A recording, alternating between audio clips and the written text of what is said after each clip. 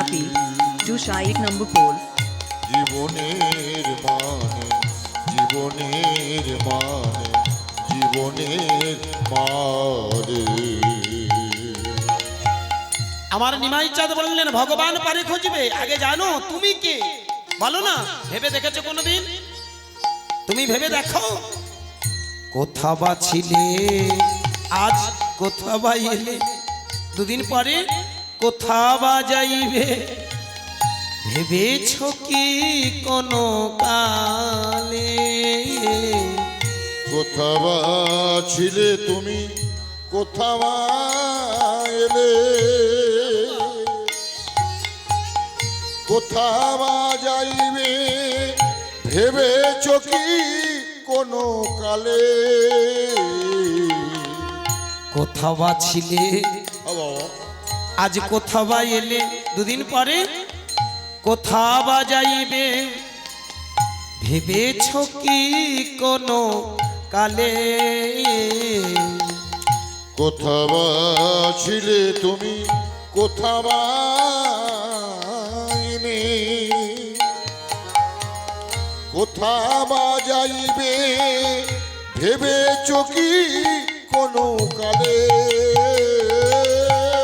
স্রষ্টার নব ও এ নব সৃষ্টি, স্রষ্টার নব হে নব সৃষ্টি, স্রষ্টার নব ও এ নব সৃষ্টি, স্রষ্টার নব হে নব সৃষ্টি, কৃষ্টির মহাদান দান, জীবনের মানে যে যোজনা তাই গৌর হরি হরি হরি মরে আকারণে, জীবনের মানে যে যোজনা জানে, ঘুরে মরে আকারণে, জীবনের মানে জীবনের মানে জীবনের মানে। জ্ঞানী মহাজনেরা বললেন পৃথিবীতে আশা, হ্যাঁ বাবা আমরা সবাই আশা, আমাদের মনে আশা থাকে, একা তালবে সহায়কার আশা, আবার এই মানব জীবন পেয়ে আশা। কি মা, আমরা মানব জীবন পেয়েছি, কিন্তু ভালো করে ভেবে দেখবেন এখানে পেয়ে আমাদের কত আশা। একটা ভালো ঘর চাই, একটা ভালো স্বামী চাই, ভালো স্ত্রী চাই, ভালো সন্তান সন্ততি চাই, অনেক কিছু চাই, কিন্তু প্রকৃত আশার উদ্দেশ্যটা আমরা কেউ সাধন করি। কি বাবা, কেন আশা? এগুলো প্রয়োজন আছে, স্ত্রী প্রয়োজন, স্বামী প্রয়োজন, ছেলে প্রয়োজন, ধন সম্পদ প্রয়োজন, কিন্তু প্রকৃত আশা কি? তাই তো মহামানবেরা বললেন কিসেরই আশায় কিসেরই নেশায় পেয়েছ কি তুমি পথেরই দিশা? কিসেরি আশায় কিসেরি নিশা, পেয়েছ কি তুমি পথেরই দিশা? কিসেরই আশায় কিসেরই নেশায় পেয়েছ কি তুমি পথেরই দিশা? কিসেরি আশায় কিসেরি নিশা, পেয়েছ কি তুমি পথেরই দিশা? স্রষ্টার নব ও এ নব সৃষ্টি, স্রষ্টার নব এ এ নব নব সৃষ্টি, স্রষ্টার নব ও এ নব সৃষ্টি, স্রষ্টার নব এ নব সৃষ্টি, কৃষ্টির মহাদান জীবনের মানে যে জন না জানে, ঘুরে মরে আকারণে, জীবনের মানে যে জন না জানে, ঘুরে মরে আকারণে, জীবনের মানে জীবনের মানে জীবনের মানে।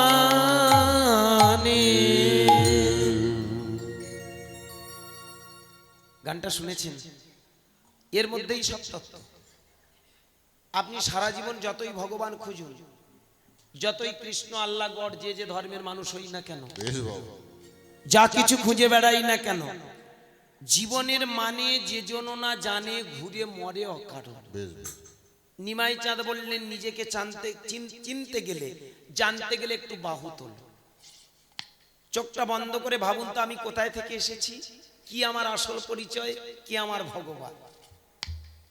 আমি একটা কথা ভারী করে বলেছিলাম, যারা বলছে ভগবান আছে চ্যালেঞ্জ ছুড়ে বলছি ভগবান দেখা।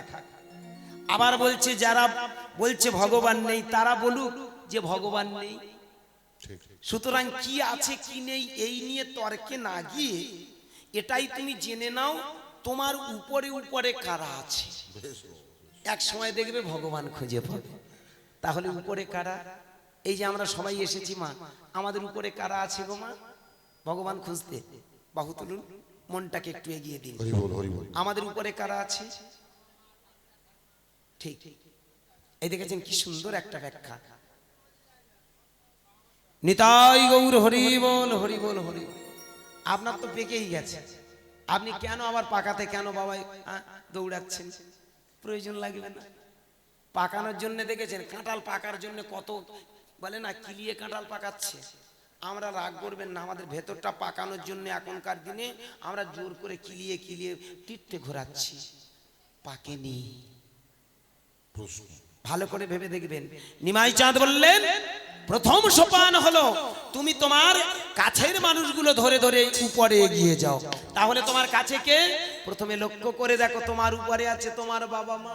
কি বাবা? বেশ বেশ। আমা এখানে আপনারা যারা বসে আছেন ভেবে দেখবেন প্রত্যেকটা মানুষের কাছে তার মা হলো সব থেকে বড়, তার বাবা হলো সব থেকে শ্রেষ্ঠ। ভগবান উপরে নেই, ভগবান পাওয়ার জন্য চিৎকার করতে হয় না, নিরামিষ খেয়ে মঠ মন্দিরে দৌড়াতে হয় না।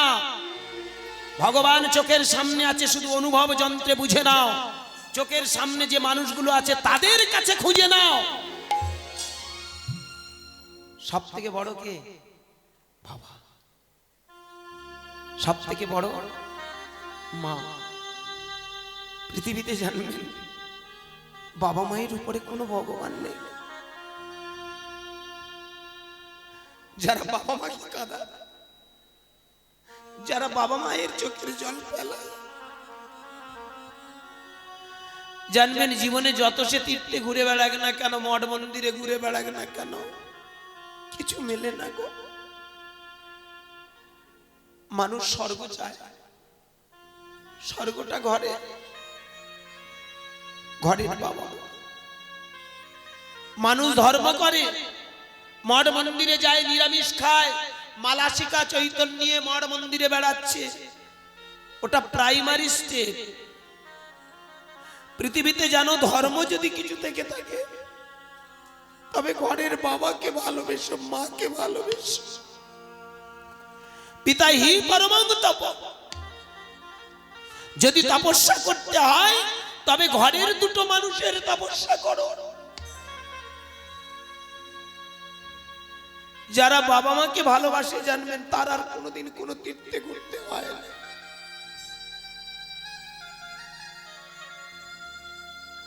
আমার নিমাই চাঁদ প্রথম সোপান প্রথমে শিখিয়ে দিলেন, বাহুটা তুললেই প্রথমে খুঁজে পাবে, তুমি মনটা তুললেই বুঝতে পারবে তোমার ঘরে বসে আছে দুটো মানুষ, বাবা মা। বাবার কাছে, ওখান থেকে ট্রান্সফার হয়ে তুমি চলে আসলে মায়ের কাছে। আমরা কোনোদিন বুঝি না, আশ্রমে ছুটে বেড়াচ্ছি, ইস্কন আশ্রম, মায়াপুরে যাচ্ছি, গদানন্দ সদানন্দ ভবানন্দ আশ্রমে। কিন্তু তুমি কোনোদিন ভেবে দেখেছো কি সব থেকে বড় আশ্রমের মালিক তোমার বাবা? স্রষ্টার কৃষ্টিতে দেখিয়ে দিচ্ছে তোমার সামনেই পড়ে আছে তোমার বাবা, যার কাছে ছিলে, যে আশ্রমে ছিলে, বিবর্তন ধরে তুমি এসেছো মায়ের কাছে। মা তোমাকে একদিন দুদিন নয় 10 মাস 10 দিন আশ্রমে বসিয়ে রেখেছিল। ওই আশ্রমে শুধু তুমি ছিলে না, ওই আশ্রমে বসে তুমি তপস্যায় রত ছিলে। উঠতে উর্ধ্ব পদে হেষ্ট মুন্ডে। তুমি কোনোদিন ভেবে দেখেছো সেই সময় দুটো মালিকের অবস্থা কি ছিল? যেদিন তুমি গর্ভে এমনি অবস্থায় ছিলে উর্ধ্ব পদে হেষ্ট মুন্ডে, সব থেকে বেশি কষ্ট পেয়েছে, যন্ত্রণা পেয়েছে তোমার মা, তোমার বাবা। সারা রাত তোমার ওই দুটো মানুষ ঘুমায়নি। পৃথিবীতে যেন বাবা মায়ের উপরে কোনো ভগবান নেই।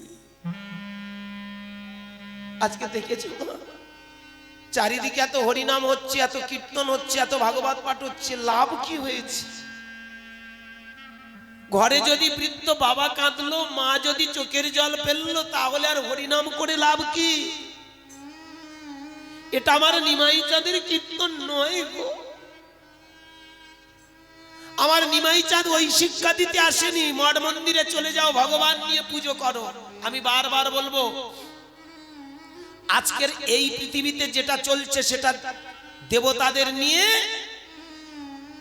প্রহসন ছাড়া কিছু নয়।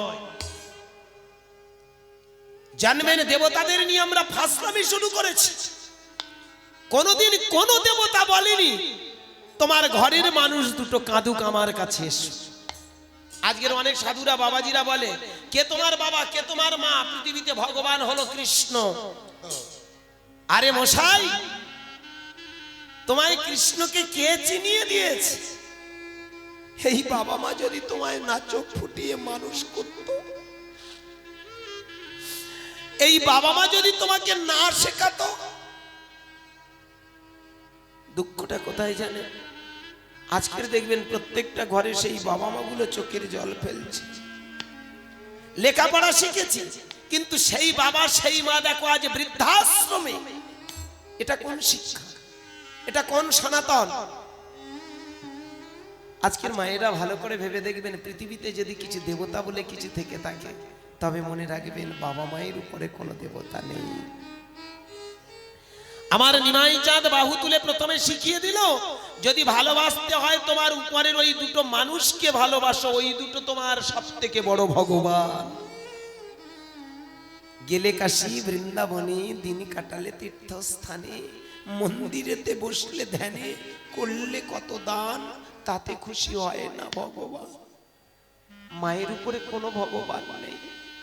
আর কারুর যদি অকালে মা হারিয়ে যায়, আস্তে আস্তে একটু ধৈর্য ধরুন, আর কয়েক মিনিট পরেই তো আপনাদের ছেড়ে চলে যাব। অনুরোধ, এইটুকু আপনারা বুঝে নিন, চিনে নিন, আমার নিমাই চাঁদ কেন এসেছিল নবদ্বীপের মাটিতে, আমার নিমাই চাঁদ কেন এসেছিল কীর্তন করতে, কি শেখাতে এসেছিল, কি দিতে এসেছিল। এইটুকু যদি না বুঝতে পারেন, তাহলে ওই রাধা কৃষ্ণের গল্প কাহিনী শুনে আপনারা চলে যাবেন, লাভ হবে আমার। এইবার দেখুন মজাটা কোথায়।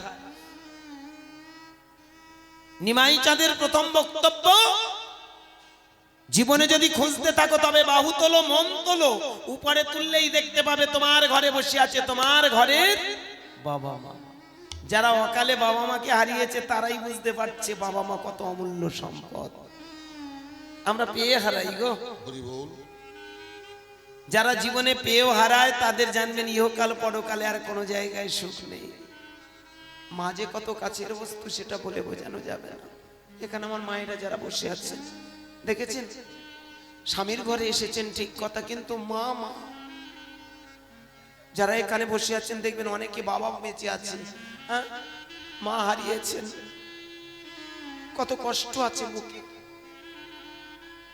দেখবেন বাবা বাবা যদি মারা যায়, মা অনেক কষ্টে তিল তিল করে রক্ত ঝরিয়ে ছেলেটাকে মানুষ করে। কিন্তু মা যদি মরে যায়, সেই ছেলেটা সেই মেয়েটার জীবন বড় কষ্টের। আজকের এই হরিবাসরে যারা বসে আছেন ভেবে দেখবেন, যারা অকালে মাকে হারিয়েছেন, মা হারানোর মতো যন্ত্রণা নেই গো। মা হারানোর মতো কষ্ট দুনিয়াতে নেই। অনেকের এখানে অনেক মা আছেন, মায়েরা বসে, যাদের বাবা বেঁচে ছিল, বাবা কিছুদিন পরে হয়তো মারা গেছেন, কিন্তু মা এখনো জীবিত, মা বেঁচে আছে। যেসব মায়েদের বাবা মারা গেছে মা বেঁচে আছে, দেখবেন যত অশান্তি হোক না কেন ঘন ঘন মায়ের কাছে যেতে মনটা না। মনে হয় একটু বাপের বাড়ি ঘুরে আসি, একটু মায়ের সঙ্গে দেখা করে আসি। দেখবেন ভক্তিমতী মায়েরা একটা ভালো কাপড় কিনে, একটু মিষ্টি কিনে, একটু ফলমূল কিনে আপনি যাবেন, পাড়া প্রতিবেশী যদি কেউ জিজ্ঞাসা করে, আরে এই কোথায় যাচ্ছিস? আমার মায়ের কাছে যাচ্ছি, ওই তো ওইটুকু আছে। কিন্তু দেখবেন যেদিন মা মারা যায় সেদিন বুকের ভিতরে একটাই বেজে ওঠে, আমার যা ছিল সব হারিয়ে গেল, আমার যা ছিল সব কিছু শেষ হয়ে গেছে। শ্মশান ঘাটে গিয়ে দেখবেন মায়ের জন্য বুকটা কেঁদে বলে, ওমা আমি তো তোর কাছে ছুটে ছুটে আসতাম, ওমা আমি তো তোর কাছে ছুটে আসতাম একটু ভালোবাসা পাবো, একটু আদর পাবো বলে, তাও তুই চলে গেলি। হরি বল, হরি বল। দাউ দাউ করে যখন চিতাটা জ্বলে কাঁদতে কাঁদতে একটাই কথা বলে, মা রে আজ থেকে তুই ছেড়ে চলে গেলি। শ্রাদ্ধের দিনে জানেন প্রত্যেকটা মায়েরা দরজার কাছে বসে কেঁদে কেঁদে একটাই কথা বলে, আমার ভাই ভালো, আমার ভাজ ভালো, আমার সংসারের সবাই ভালো, কিন্তু যেখানে আমার মা নেই সেখানে আর আসবো না। ও মা তুইও চলে গেলি আর যাওয়ার সাথে সাথে দরজাটা বন্ধ করে দিলি। মা নিতাই গৌর হরি বল। হরি বল, হরি বল। পৃথিবীতে জানবেন মায়ের ভালোবাসাটা কি কোনো মানুষ নেই গো, আর বাবার মতো কোনো কাছের মানুষ নেই। আমরা বাবাকে চিনিও চিনতে পারি না, জানিও জানতে পারি না। দেখেছেন বাবা কাজে যাবে, ছেলেটা হঠাৎ কোলে নিয়ে আয় আয় আমার কাছে আয়, একটু কোলে বসে দুটো ভাত খেয়ে নে, আয় আয় বাবা। কোলের উপরে বসে বসে ভাত খাচ্ছে। ছোট বাচ্চা যদি প্রস্রাব করে দেয়, পায়খানা করে দেয়, যা হ্যাঁ রে তুই আমার কাপড়ে, আমার এই কাজে যাবো, তুই আমার এমনি করে পেছাব করে দিলি, ছি ছি ছি ছি ছি। ঝেড়ে দিয়ে না ওই ছেলেটাকে তার মুখে খাবার খেতে দেয়, নিজেও খায়। সেই ভিজে কাপড়টা পরেও হয়তো কারখানায় হোক যেখানে হোক কাজে বেরিয়ে গেল, কর্মের জায়গায় চলে গেল। কত মজার জায়গা না? কিন্তু ওই বাবা যখন বৃদ্ধ হয়ে যায়, ওই মানুষটা যখন বৃদ্ধ হয়ে যায়, ভালো করে ভেবে দেখবেন ওই ছেলেটা কোনোদিনও ভেবে দেখে না আজ বাবা বাবা নেই, বাবা তো শিশু হয়ে গেছে। ভেবে দেখবেন মানুষ যত বুড়ো হয় তত আস্তে আস্তে শিশু সমান হয়ে যায়। ওই বাবা ওই মা যদি ভুল করে একটু উঠোনে প্রস্রাব করে ফেলে, অ্যাবনর্মাল হয়ে যদি দাওয়াতে একটু প্রস্রাব করে ফেলে, দেখবেন সেখানে বড় বিশৃঙ্খলা তৈরি হয়ে যায়, তাই না বলুন? আজকের সমাজের বুকে দেখেছেন সেই বাবার উপরে কত কটু কথা, মায়ের কটু কথা। যারা তোমায় বড় করলো, মানুষ করলো, তাদের প্রতি কর্তব্য করাই তো জীবনের ধর্ম গো। এটা আমার নিয়ম, নিমাই চাঁদ শিখিয়ে দিলেন। হরি নামের গুণে তোমার ভিতরে চেতনা তৈরি হবে, আর চেতনার প্রথম ধাপে দেখবে তোমার বাবা মাই তোমার ভগবান। ভক্তমণ্ডল এইবার ফিরে চলুন। আমি জানি আপনাদের রাত হচ্ছে, মানে যারা নাম রাখবেন চলে আসবেন। আস্তে আস্তে। হরে কৃষ্ণ। আমাকেও যেতে হবে বাবা, অবশ্যই আমি ছোট করে রাখবো। তবে একটা কথা কি জানেন, ভালো লাগবেই তো, সারা রাত করলেও এ ভালোই থাকে, কিন্তু সবাই কর্মব্যস্ত। আগামী সারা দিনও আপনারা কষ্ট, হরিবাসরের দল আসবে, আপনারা শুনবেন, তবু একটু ছোট করে আপনাদের চরণে নিবেদন করি। অমায়েরা, তাহলে নিমাই চাঁদ আমাদের কি শিখিয়ে দিল? তুমি ভগবান খুঁজছো, তুমি এই বাহু তুললেই প্রথমে দেখবে তোমার উপরেই তোমার বাবা মা। তাহলে মায়ের এবার মিলিয়ে নিন, আপনার বাবা মা আপনার ভগবান, আমার বাবা মা আমার ভগবান, ঠিক তো? আপনার বাবা মা আমার ভগবান নয়, আমার বাবা মা আপনার ভগবান নয়, ঠিক তো? ভেবে দেখুন। তাহলে বিশ্বের ভগবানটাকে নিমাই চাঁদ বললেন একটু খুঁজে বেড়াও, তাহলে বিশ্বের ভগবান তুমি খুঁজে পাবে। বিশ্বের ভগবানটা কোথায়? একটু মিলিয়ে নিন, বাহুটা তুলে এইবার উপরে, আরেকটু উপরে চলে যান। আমার বাবা মা তাহলে যদি আমার কাছে ভগবান হয়, আমার বাবা মার ভগবানকে তার বাবা মা, তার বাবা মা, তার বাবা মা, তার বাবা মা, তার বাবা মা, তার বাবা মা, তার বাবা মা, তার বাবা মা, তার বাবা মা, তার বাবা মা, কি ঠিক তো? বোঝাচ্ছে? উঠে যাচ্ছেন উপরে তো?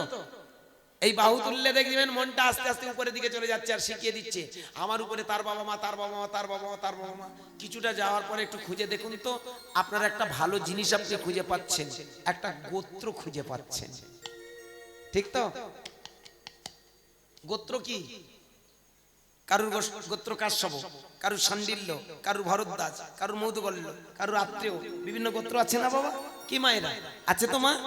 এই গোত্রগুলো কি এটা দিয়ে শেখায় তোমার বাবা, তার বাবা, তার বাবা, তার বাবা, তার বাবা, তার বাবা, তার বাবা, তার বাবা, কেউ না কেউ একজন মুনি ছিল। ও কি বোঝা নিমাই চাঁদ বললেন এই বাহু তোলার অর্থ তুমি উপরের মানুষগুলোকে চিনতে পারবে। আর উপরে গেলেই তুমি দেখো তো তোমার একটা গোত্র আছে। গোত্র মানে কি ভেবে দেখবেন। আমার গোত্র কাশ্যপ গোত্র, এখানে অনেক মানুষ আছে। কাশ্যপ কথার অর্থ হলো কশ্যপ মুনির বংশধর। শাণ্ডিল্য, শাণ্ডিল্য মুনির বংশধর। আত্রেয়, অত্রি মুনির বংশধর।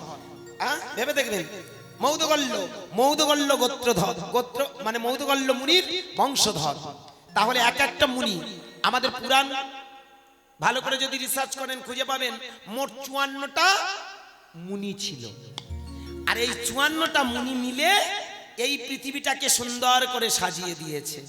এখনকার দিনে ভালো করে ভেবে দেখবেন সাধকরা চলে যাচ্ছে মঠ মন্দিরে, বউ বাচ্চা থাকলে ভগবান মিলবে না। এরা কি জিনিস আমি বলে বোঝাতে পারবো না। যারা বলছে মঠ মন্দিরে গেলে তবে ভগবান মিলবে, ভেবে দেখুন তো আমাদের যারা পূর্বপুরুষ তারা সংসার করেছে, তাদের বাচ্চা কাচ্চা হয়েছে, তারা যদি ঋষি হতে পারে, মুনি হতে পারে, তারা যদি সাধক হতে পারে, তাহলে সাধনা করার জন্য কেন তুমি সংসার ত্যাগ করে চলে যাও? বুঝো এটা আমরা কোনোদিন বুঝিনি। এখনকার দিনে ঘর ছাড়তে পারলেই তবে নাকি ভগবান মিলবে। কি কল! পৃথিবীর সব থেকে বড় বৈষ্ণব ভোলানাথ, শুধু বউটার সঙ্গে প্রেমটা কিরম জমেছিল দেখেছেন? বউ ছাড়া নয়, কি প্রেম কারে বলে দেখেছেন? ও একটা রাজার মেয়ে, ঠিক তো? দক্ষ রাজার মেয়ে সতী, ওর সঙ্গে লাইনটা কি কায়দায় করেছিল। এখনকার ছেলে মেয়েরা যদি প্রেম করে আমরা বলি কি ঢং। তবে ঢংটা একটাই কারণে, এটা তো প্রেম নয়, এটা তো নেশা। ওর টাকা থাকলে আমি ভালোবাসবো, আমার রূপ থাকলে ও ভালোবাসবে। কি খুব কাঁচা কথা না? হ্যাঁ, একটা কই কালো পেঁচি মেয়ে রাস্তায় পড়ে থাক দেখি, কটা ছেলে ওকে আই লাভ ইউ বলে দেখবো? হাসি নয়, কিন্তু একটা রূপ সুন্দরী মেয়ে যদি রাস্তায় যায়, কাল পেঁচা ছেলেটাও মনে মনে বলে বলে আই লাভ ইউ। কি বলে না? ভালো করে ওই আই লাভ ইউ নয়, ও তো রূপের নেশায় বলেছে, তাই না? এইবার মেয়েটা যদি দেখে যে না ছেলেটা কালো হোক, ওর বাবা তো বড় মাস্টার, সুতরাং মাস্টারের ছেলে ও চলে যাবে। কিছুদিন দেখবেন তার প্রতি ভালোবাসা হবে। মাস্টারের বেটা অনেক টাকা আছে, হ্যাঁ, ও ভালো ব্যবসায়ীর ছেলে, ওর অনেক টাকা আছে, ওই ভালোবাসাটা জমবে। কিন্তু যেদিন দেখবেন স্বার্থে ঘা পড়বে, ওই ফুলটুসি মেয়েটা হরিবোল হয়ে ফুরুত করে পালাবে। হচ্ছে না? এটা প্রেম নয়, এটা হলো কাম। এটা ভালোবাসা নয়, এটা ভালো লাগা। ভালোবাসা করেছিল ওই প্রেমিক প্রেমিকা দুজনে। প্রেমটা তো আজকের জিনিস নয়। ভেবে দেখুন সব থেকে বড় বৈষ্ণব আর বৈষ্ণবীর প্রেম কারে বলে? কাঁধে করে মাগো মরে গেল বাবার যজ্ঞে, সেই জিনিসটা কাঁধে করে নিয়ে ঘুরপাক খাচ্ছে। এটা কোন প্রেম? আর এখানকার সাধুরা বলে সংসারে থাকলে প্রেম হয়, ভগবান মিলবে না। কেন? বউ সঙ্গ, নারী সঙ্গ ত্যাগ করো। আমি পা দুটো জড়িয়ে ধরে বলবো এটা একটা চিটিংবাজি কথা। যারা বলে নারী সঙ্গ ত্যাগ না হলে ভগবান মিলবে না, এটা 1 নম্বর চিটিংবাজি কথা।